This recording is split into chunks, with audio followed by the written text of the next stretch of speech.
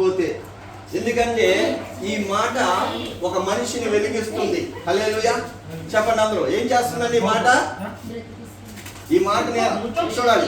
శివబాబు వదిలేసి ఈ మాట బాగారు ఇటు చూడండి. ఈ మాట యేసు మాట ఏం చేస్తుందంటే ఒక మనిషిని వెలుగులోకి నడిపిస్తుంది. హల్లెలూయా. చీకటిలో ఉన్న మనము వెలుగులో నడవాలంటే ఈ జీవ గ్రంథంలో ఉన్న మాట మనం వినాలి. ఈరోజు పుట్టినరోజు ప్రశంస పుట్టినరోజు అంటే చాలా మంది పుట్టినరోజు ఎలా చేసుకుంటారు?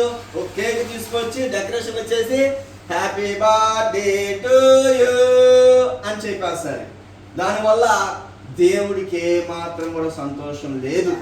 ఈరోజు ఒక మనిషి పుట్టాడు అంటే అది దేవుణ్ణి మహిమపరిచేటట్టు, దేవుణ్ణి సంతోషపరిచేటట్టు ఉండాలంట. వింటున్నారా నా మాటలు? ఒక మనిషి పుట్టాడు అంటే ఆ మనిషి ద్వారా ఏమవ్వాలంట? దేవుడు నామానికి మహిమ కలగాలంట. హల్లెలూయా. అటువంటి మహిమ కొరకు ఆయన మనుషులు చేసుకున్నాడు ఈ భూమి మీద. ఏమండి?